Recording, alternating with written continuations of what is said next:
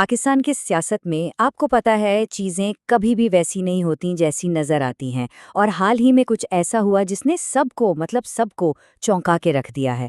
فوج کے ترجمان کا ایک بیان، ایک ایسا 180 ڈگری کا یو ٹرن جس کی کسی کو بالکل بھی توقع نہیں تھی۔ تو آئیے ذرا گہرائی میں جا کر دیکھتے ہیں کہ اس اچانک مفاہمت کے پیچھے اصل میں چل کیا رہا ہے۔ اب دیکھیں، پہلی نظر میں تو یہ بیان بہت اچھا لگتا ہے نا؟ دہشت گردی کے خلاف پوری قوم متحد ہے، اس سے اچھی بات کیا ہو سکتی ہے؟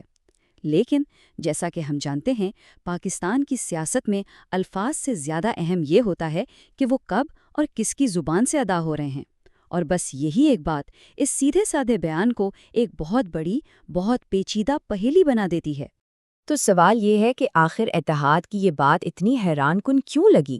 اس کا جواب جاننے کے لیے ہمیں زیادہ دور نہیں، بس چند مہینے پیچھے جانا پڑے گا، جب اسی ادارے کا اسی موضوع پر لہجہ بالکل مختلف تھا۔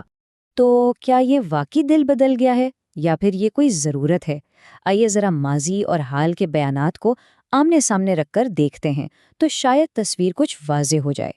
یہ فرق ذرا دیکھیں، مطلب زمین آسمان کا فرق ہے۔ کل تک جس ایک شخص یعنی عمران خان پر دہشت گردوں سے مذاکرات کا الزام لگایا جا رہا تھا، آج کہا جا رہا ہے کہ پی ٹی آئی سمیت تمام پارٹیاں متحد ہیں۔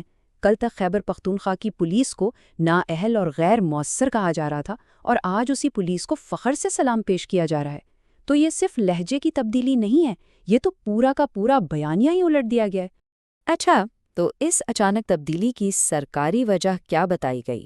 بظاہر یہ پریس کانفرنس افغانستان کے ساتھ جو کشیدگی چل رہی ہے اس پر ایک بریفنگ کے لیے تھی۔ فوج کے ترجمان نے بتایا کہ اس فوجی کارروائی کو آپریشن غضب حق کا نام دیا گیا ہے، اور یہ دعویٰ بھی کیا گیا کہ پاکستانی افواج کی جوابی کارروائیوں میں 274 دہشت گرد مارے گئے ہیں۔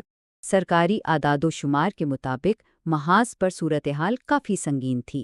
بتایا گیا کہ 73 افغان چوکیاں تباہ کی گئیں، 18 پر قبضہ کر لیا گیا، لیکن اس کی ایک قیمت بھی ادا کرنی پڑی۔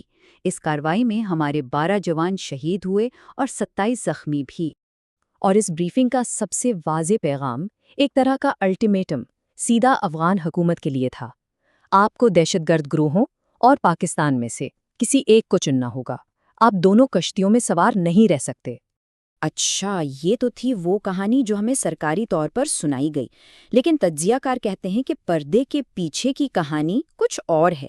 وہ اس تبدیلی کے پیچھے ایک بالکل مختلف، ایک اسٹریٹیجک وجہ بتا رہے ہیں۔ آئیے اب ذرا اس پہلو کو سمجھتے ہیں۔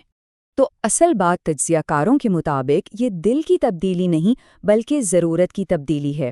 یعنی فوج کو یہ احساس ہوا ہے کہ جنگ جیتنے کے لیے صرف ہتھیار کافی نہیں ہوتے، آپ کو عوام کی حمایت بھی چاہیے، خاص طور پر ان لوگوں کی جن کے علاقے میں یہ جنگ لڑی جا رہی ہو۔ اور یہ مقامی حمایت اتنی اہم کیوں ہو گئی ہے؟ اس چارٹ کو دیکھیں۔ جنگ کا مرکز یعنی خیبر پختونخوا سیاسی طور پر پاکستان تحریک انصاف کا قلعہ ہے۔ وہاں ان کا ووٹر بیس تقریباً 95% ہے۔ تو بات بہت سیدھی ہے، آپ وہاں کے لوگوں کو ساتھ ملائے بغیر کوئی بھی بڑا فوجی آپریشن کامیابی سے نہیں چلا سکتے۔ تو تجزیہ یہ کہتا ہے کہ جب آپ سرحد کے اس پار پشتونوں سے لڑ رہے ہوں تو آپ سرحد کے اس پار رہنے والے پشتونوں کو اپنا دشمن نہیں بنا سکتے، اور اس علاقے کے لوگوں کی سیاسی وابستگی، جیسا کہ ہم نے دیکھا، واضح طور پر پی ٹی آئی کے ساتھ جڑی بھی ہے۔ لیکن کہانی یہاں ختم نہیں ہوتی۔ اب کچھ لوگ تاریخی مثالیں دے کر اس جنگ کی ضرورت پر ہی سوال اٹھا رہے ہیں۔ وہ پوچھ رہے ہیں کہ کیا ہم تاریخ کو ایک بار پھر دہراتے ہوئے دیکھ رہے ہیں؟ مثال کے طور پر موجودہ وزیر دفاع خواجہ آصف کا ہی ایک پرانا بیان یاد دلایا جا رہا ہے، جب انہوں نے کہا تھا کہ یہ جنگیں ڈکٹیٹر اپنے اقتدار کو طول دینے کے لیے شروع کرتے ہیں، اور یہ کہ ماضی میں ہم پیسوں کے لیے دوسروں کی جنگوں کا حصہ بنے۔ اور صرف وہی نہیں، سابق وزیر اعظم نواز شریف کا بیان بھی گردش میں ہے، جب انہوں نے ماضی میں کہا تھا کہ جو ہیلی کاپٹر، جہاز اور بندوقیں ہم نے فوج کو فراہم کی، وہ اب پاکستانیوں کا ہی خون بہا رہی ہیں۔ اب یہ بیانات اس شک کو مزید گہرا کر دیتے ہیں کہ ان جنگوں کے اصل مقاصد کیا قومی سلامتی ہیں یا کچھ اور۔ اور اب آتے ہیں اس تجزیے کے آخری اور شاید سب سے اہم حصے کی طرف، الزام تراشی کا کھیل۔